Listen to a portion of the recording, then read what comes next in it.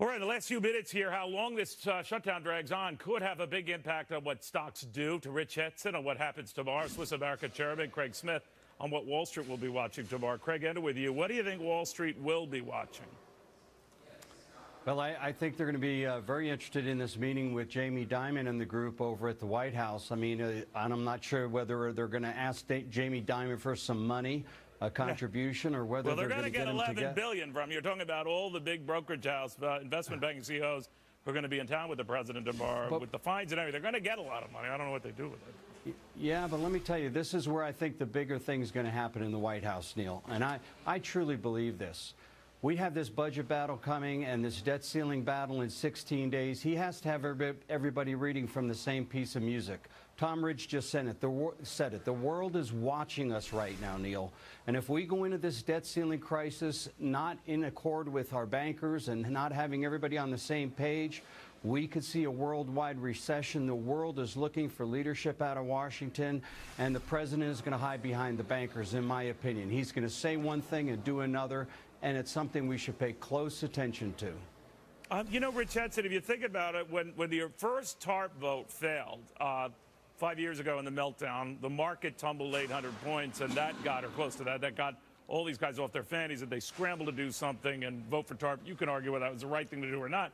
But I always think that it's going to take a big market event to get either party, off and doing something. What are you hearing? Yeah, and that's the way it's going to have to be, either a market event or an event that has to do with severely hurting one party's poll numbers, where eventually you get so much frustration among the American people, either backlash against Democrats or Republicans. And this is the political game that they're playing right now with the CR. When it comes to the debt ceiling, we don't really know what's exactly going to happen if the country breaches the debt ceiling. Treasury Secretary Jack Lew sending yet another letter to the Congress today saying, look, October 17th, that's it. We're running out of these extraordinary measures. You've got to raise the debt ceiling. Do you think even with this shutdown that date still holds? Wouldn't it push it back a little, Rich, or no? You would think so, but Treasury says that is not the case, that because of the way things work, that it is October 17th, the latest. All right. So, Craig, if we have this kind of a battle pegged to the debt ceiling, then what? Then I think you got real problems in the market, Neil. I think you could see the market, like Rich just said, that would be a significant event, and this market would take a major league hit, Neil. And I think it's prepared for it. I think it's ready for it. That's why he's calling the bankers in to talk about it. That doesn't instantly mean just delaying addressing the debt ceiling makes us insolvent or default. No. But, Rich, that's the fear, right?